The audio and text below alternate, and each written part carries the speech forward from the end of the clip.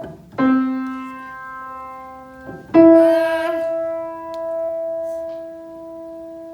one? Yep. Okay. And down. Hello.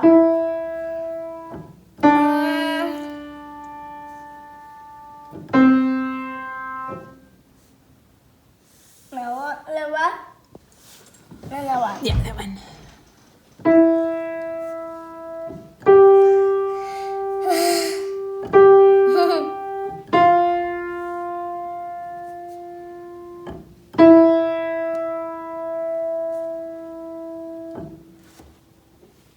Up. Oh.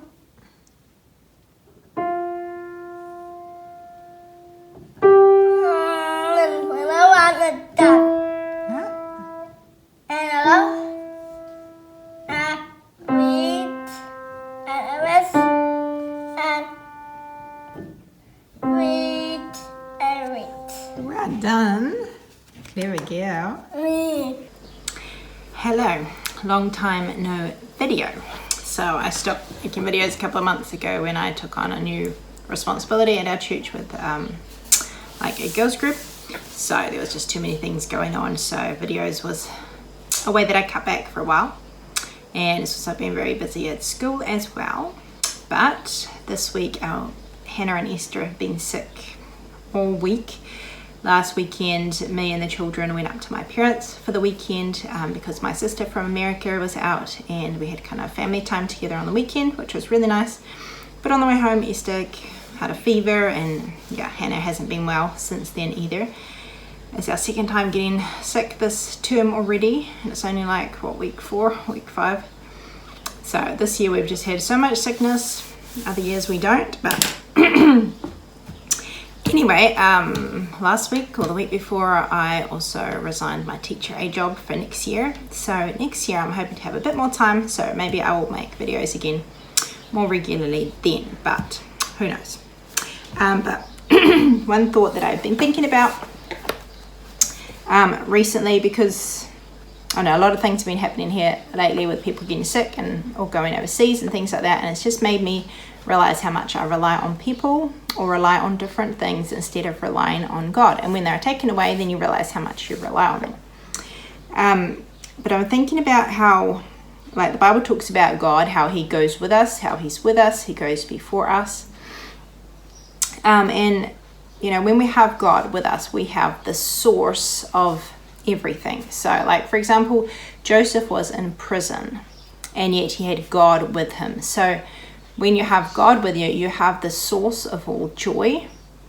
You have the source of hope, the source of comfort, the source of peace.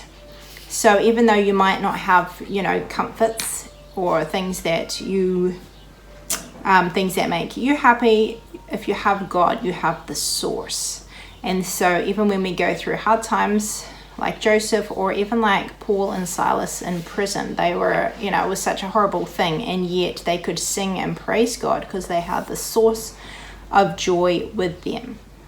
And it's the same when you think of God providing. Like, I've been reading a bit about Elijah and how God provided him with the ravens and with the brook. Then the brook dried up and God told him to go somewhere else. And so his provision had dried up, and yet he still had the God with him who was the source of provision. Like, he had the provider. And so sometimes when like the ravens were the means of God providing, but God was the provider. And so it's the same for us. God may provide for us through certain means, and then that means may get taken away, and we might kind of panic thinking, oh, we don't have that anymore. And yet we still have the provider. The provider has not gone anywhere. The provider is with us. He's the source of all provision. And if we keep that in mind, then it's easier to trust in him rather than on the means God uses to help us. And it can be help as well. We can rely on people to help us, or we can rely on things to help us, or our health, or whatever it is. But God is the source of help. And even though he may give us those things as a means, he is the source. So when those things get taken away, we can still have hope and help because we still have God, and he is the source of everything and the source of strength as well. So we might not always have physical strength, but we have the source of strength, which is God. So I just found that really helpful, and helps us not to rely so much on people or not to panic when things may be taken away, but to trust in God, who is the source and our provider. And a good book I've been reading, which I actually just borrowed from my family, it's The Silent Years of Creating Boom, and it's written by this author. I don't find it so easy to read through books these days, but I find that author really good. It's easy to read, but there's also like lots of lessons to learn from it. So she wrote another one about, like, she's a lady who worked with Creating Boom, like, who helped her. So she's a good author. So I'll share some videos and photos from the last few months, and I hope you enjoy them.